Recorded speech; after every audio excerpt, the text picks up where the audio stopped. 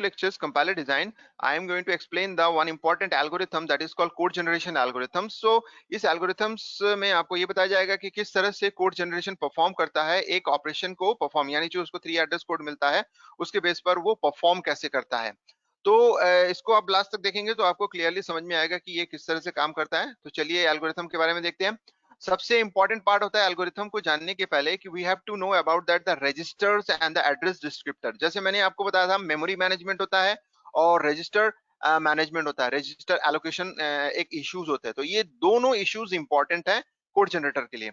तो code generator इन दोनों issues को फॉलो करने के लिए यानी यूज करने के लिए वो दो चीजें मेंटेन करता है, एक जो होता है रजिस्टर डिस्क्रिप्टर और दूसरा एड्रेस डिस्क्रिप्टर।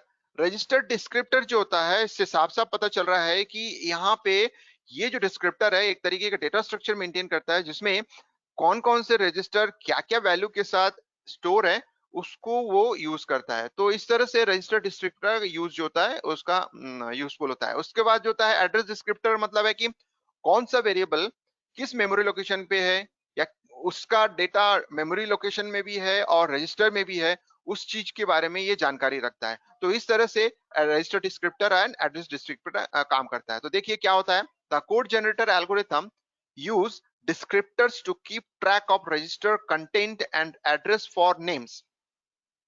जो भी हम 3 एड्रेस कोड में नेम यूज करते हैं, जो भी सिंबल यूज करते हैं, उसका कंटेंट और उसका नाम यानी उसका मेमोरी लोकेशन का नाम क्या है, तो वो चीज मेंटेन होता है। तो रजिस्टर डिस्क्रिप्टर क्या करता है, it is simply a pointer to a symbol table that contains information about what is currently in each of the register। तो इसका मतलब है सिंपल से समझ में आ गया डेफिनेशन में कि एक तरीके का पॉइंटर लिस्ट ऑफ पॉइंटर्स होता है जो ये बताता है कि कौन से रजिस्टर में क्या इंफॉर्मेशन अभी करंटली अवेलेबल है। फिर उसके बाद इनिशियली हर एक रजिस्टर का जो होता है एम्प्टी होता है, तो उसका जो डिस्क्रिप्शन होता है all are empty.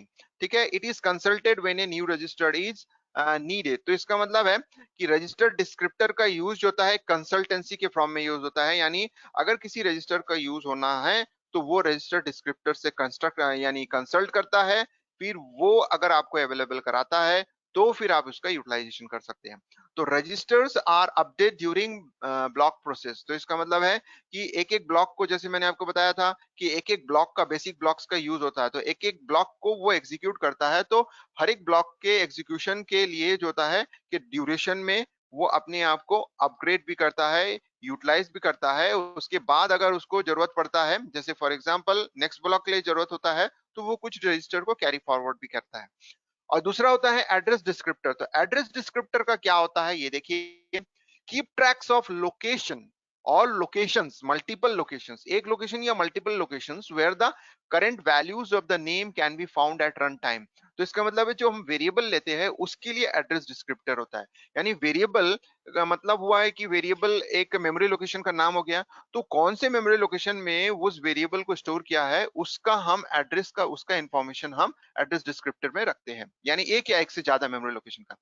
The location might be A register, ये stack location, a memory address और सम सेट ऑफ दिस। तो मैंने आपको बोला ये जो मेमोरी एड्रेस डिस्क्रिप्टर है ये दो चीजें करती है, और रजिस्टर डिस्क्रिप्टर खाली रजिस्टर का इंफॉर्मेशन रखता है। एड्रेस डिस्क्रिप्टर जो होता है दो तरीके के इंफॉर्मेशन रखता है, या तो वो रजिस्टर का भी इंफॉर्मेशन रखता है एज ए मेमोरी लोकेशन, और एक मेमोरी यानी रैम मेमोरी का भी मेमोरी लोकेशन का इंफॉर्मेशन रखता है। अगर सपोज कर लो हमने स्टैक यूज किया एज ए रैम, रैम में अगर एक पोर्शन को स्टैक के फॉर्म में यूज किया तो उसका भी इंफॉर्मेशन एड्रेस डिस्क्रिप्टर के पास होता है।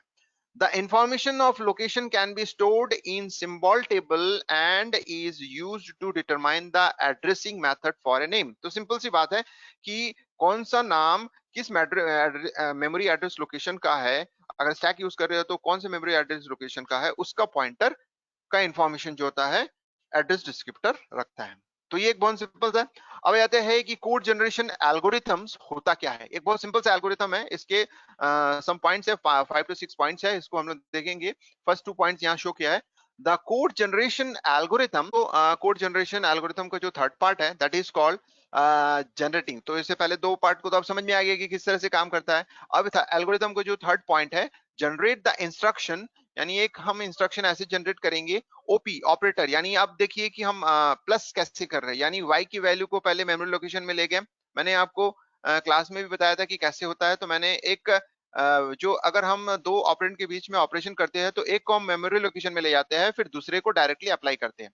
तो एक को हमने मेमोरी लोकेशन में ले लिया, जैसे कि फॉर एग्जांपल यहाँ पे हमने y को मेमोरी लोकेशन में ट्रांसफर कर दिया। अगर y की वैल्यू मेमोरी लोकेशन में नहीं है तो हम उसको पहले ट्रांसफर करेंगे, यानी उसकी मेमोरी लोकेशन को, जो move y dash comma l के थ्रू हो रहा है। अब हमारे पास l में एक डेटा अवेलेबल है। अब हम z के डेटा को l के डेटा से प्लस करके l में स्टोर कर देंगे। तो यानी हम एक ही चीज को यूज कर रहे हैं और उसी में रीअसाइन कर दे रहे हैं। तो इसका मतलब है कि हमारे पास अब जो होता है सेकंड जो बचा हुआ है z।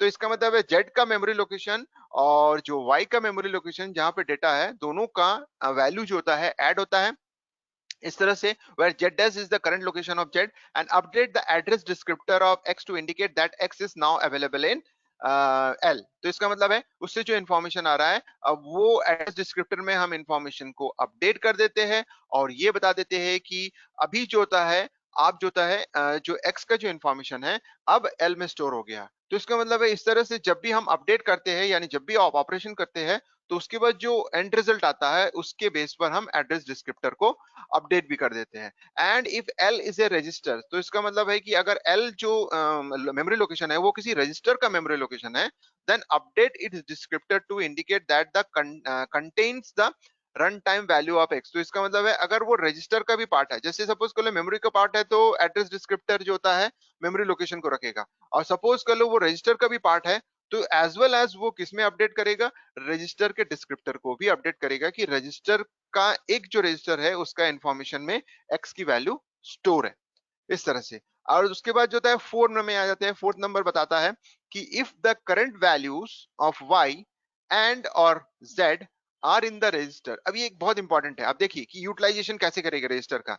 अगर सपोज कर लो वाई एंड जेड की वैल्यू जो होता है वो रजिस्टर में स्टोर है, ठीक है, and we have no further uses for them, यानी उसका कोई आगे यूज नहीं है, यानी पर्टिकुलर उस ब्लॉक में आगे कहीं यूज नहीं है, and they are not live at the end of the block, यानी उस ब्लॉक के एंड तक लाइव भी नहीं कर रहे हैं, यानी उसका यूटिलाइजेशन है ही नहीं।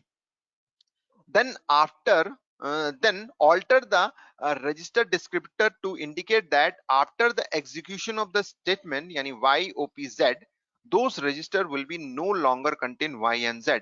तो इसका मतलब है कि जैसे ही इस जो इंस्ट्रक्शन है एग्जीक्यूट हो जाएगा तो उसके बाद उन दोनों रजिस्टर को, यानी उन दोनों वेरिएबल को रजिस्टर एलोकेशन से डी एलोकेट कर देगा। यानी अब ये बताएगा कि रजिस्टर में इन दोनों का इंफॉर्मेशन कहीं भी किसी भी रजिस्टर में स्टोर नहीं है, भले ही वो मेमोरी लोकेशन में रखा हो, कोई प्रॉब्लम नहीं है, लेकिन उसका इंफॉर्मेशन वहां से हटा देगा। तो इस तरह से आपको समझ में आ गया कि ये एल्गोरिथम किस तरह से काम करता है। तो ये चीज अगर आपको क्लियरली समझ में आ गया कि